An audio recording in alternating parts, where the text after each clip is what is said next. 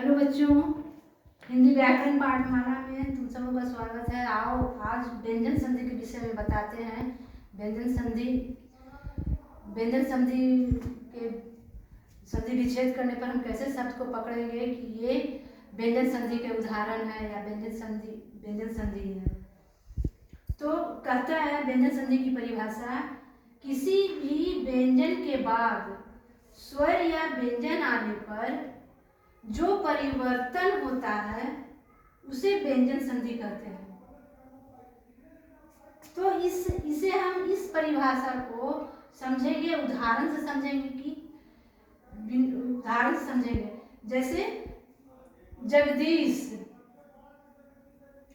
कहता है परिभाषा के अनुसार किसी भी व्यंजन के बाद, तो जगदीश शब्द है जगदीश।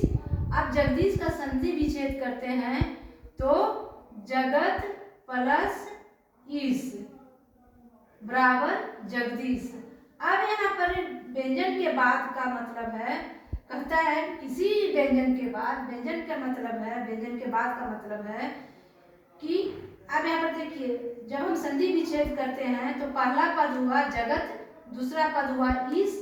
तो जगत में ये जो त जो है, त क्या है? व्यंजन है। तो पहला किसी भी व्यंजन के बाद, तो ये व्यंजन त क्या हुआ? व्यंजन। अब कहता है कि किसी भी व्यंजन के बाद स्वर या व्यंजन आए, तो व्यंजन के बाद स्वर या व्यंजन आए तो इसमें दूसरा पद ईश है, प्रारंभ में ई क्या है?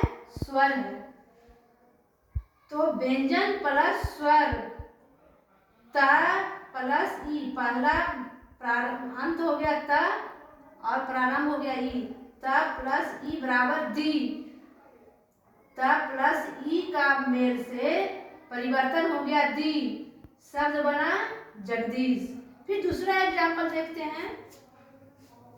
दूसरा एग्जाम्पल है उच्चारण। शब्द है उच्चारण। तो उच्चारण का संधि विच्छेद करते हैं तो उत जोड़ चारण। अब उत में उत हो गया पहला पद, चारण हो गया दूसरा पद। तो पहले पद का पहला पद में त क्या है? व्यंजन है। चारण चा क्या है? व्यंजन है। तो यहाँ पर परिभाषा के अनुसार व्यंजन है। किसी भी व्यंजन के बाद स्वर या व्यंजन आने पर, व्यंजन के बाद स्वर या व्यंजन आया तो यहाँ पर व्यंजन है।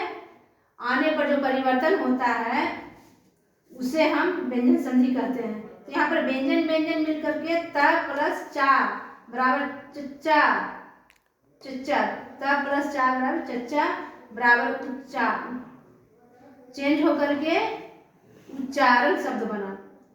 अब उसी तरह व्यंजन संधि के बनाने के प्रमुख नियम हैं। व्यंजन संधि के प्रमुख नियम हैं। कौन कौन है? तो क और ख। क में क्या है? वर्ग के पहले वर्ण का, वर्ग के पहले वर्ण का तीसरे वर्ण में परिवर्तन हो जाना। वर्ग के पहले वर्ण का तीसरे वर्ण में परिवर्तन हो जाना। अब इसे हम उदाहरण से समझेंगे। ये है शब्द है बागीस। बागीस का संधि विच्छेद करते हैं तो वाक जोड़ ईस। अब कहता है कि वर्ग के नियम है, नियम के अनुसार वाक में क क्या है? पहला वर्ण क्या हुआ? क हुआ। अब कहता है नियम के अनुसार कि वर्ग के पहले वर्ण का तीसरे वर्ण में परिवर्तन हो जाना। तो क का तीसरा वर्ण कौन हुआ? का वर्ग का तीसरा वर्ण ग हुआ। तीसरा वर्ण ग, तो ग, क प्लस ग, बराबर का प्लस ग। तीसरे वर्ण में का परिवर्तन हुआ ग के रूप में, तो शब्द बना वागीश। उसी तरह दूसरा उदाहरण देखते हैं। तो शब्द है अजंत। अजंत का संधि विच्छेद करते हैं तो अच जोड़ अंत। पहला वर्ण क्या हुआ? च, और नियम के अनुसार च को किसमें परिवर्तन होना है? तीसरे वर्ण में। पहला वर्ण है च, इसका परिवर्तन किस वर्ण में होगा? तो ज, तीसरा वर्ण में। तीसरा वर्ण कौन हुआ? च का ज, उसी वर्ग का तीसरे वर्ण में परिवर्तन हो जाना, उसी वर्ग का। तो च का तीसरा वर्ण हुआ ज, तो च प्लस ज बराबर अजंत शब्द। उसी तरह तीसरा एग्जाम्पल देखते हैं। उद्घाटन शब्द है, उद्घाटन। उद्घाटन का संधि विच्छेद करते हैं तो उत जोड़ घाटन। पहला वर्ण कौन हुआ? ता का तीसरा वर्ण क्या होगा? ता था द होगा इसका तीसरा वर्ण। तो ता का तीसरा वर्ण में परिवर्तन हो गया द, तो उत जोड़ घाटन बराबर उद्घाटन। उसी तरह अब दूसरे नियम में है वर्ग के पहले वर्ण का पांचवें वर्ण में परिवर्तन। तो पहला वर्ण क्या हो गया? शब्द है सन्मार्ग, सन्मार्ग। तो पहला वर्ण सन्मार्ग में